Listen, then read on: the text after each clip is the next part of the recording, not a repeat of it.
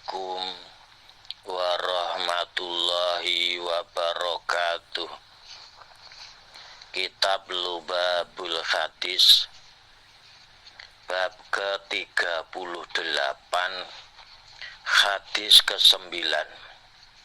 Qala sallallahu alaihi wasallam, al-qabru awalu manzilin min manazilil akhirah wa akhiru manzilin min manazilid dunya. Kanjeng Nabi ngendika ingkang artosipun, al-qabru utawi kubur iku awalu manzilin, awale panggonane umat.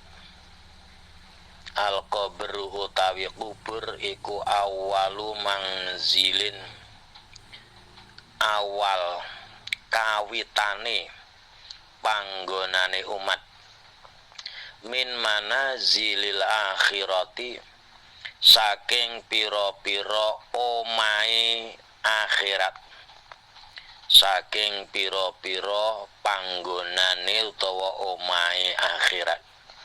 Wa akhiru manzilin, lan akhire panggonan min manazilid dunya, saking pira-pira omah donya. Al-qabru awalu manzilin min manazilil akhirah wa akhiru manzilin min manazilid dunya.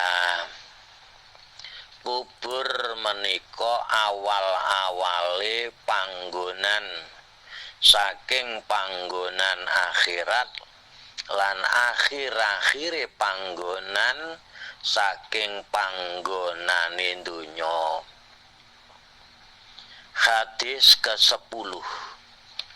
Wa qala sallallahu alaihi wasallam, al-qabru manzilun la budda fihi minan nuzuli.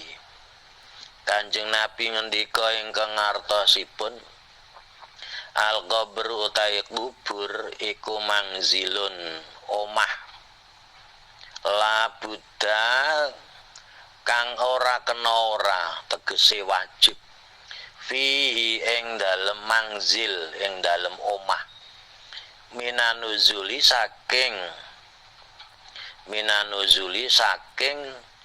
den panggoni, dari ditempati. Al-qabru manzilun la budda fihi minanuzul. Kubur menika minangka omah kang ora kena, tegese ya mesti kudu dipanggoni.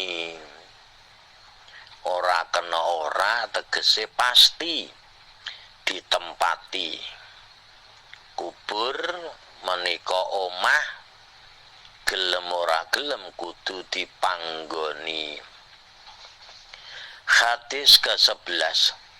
Wa qala sallallahu alaihi wasallam, idza mata ahadukum ngurido maqngaduhu bil ghadati wal ngasyi, in kana min ahlil jannati fa min ahlil jannah, wa in kana min ahlin nari fa min ahlin nar. Yuqalu hadza maqngaduka hatta yab'atsakallahu ilaihi yaumal qiyamah.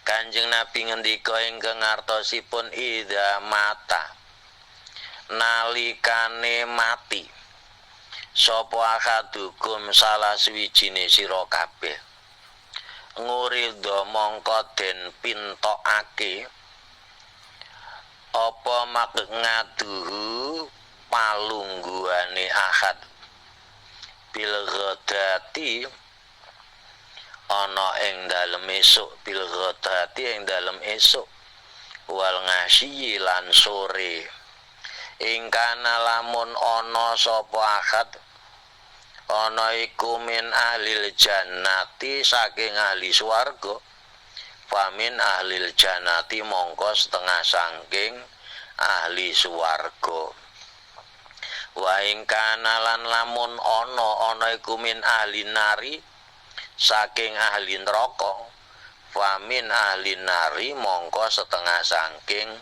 ahli neraka yuqalu den dawuhaken hadza iki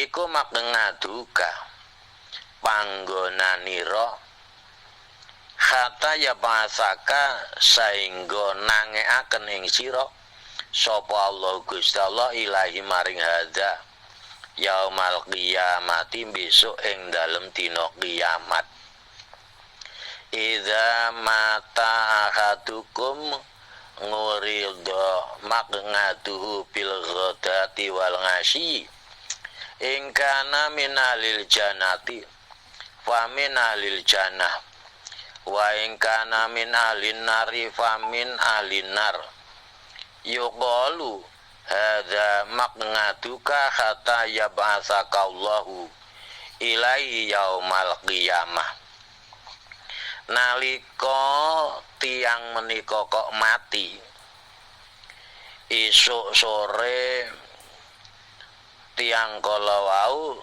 den weruhake panggonane yen wong wau kok ahli swarga ya den weruhake swarga yen tiang menika kok ahli neraka inggih den weruhake neraka banjur tiang wau kadhawuhaken mekaten iki lho panggonanmu dadi didhawuhi iki lho panggonanmu besok dina kiamat Gusti Allah nekakake sira maring iki panggonan yen panggonane neraka diweruhna neraka panggonane swarga diweruhake swarga.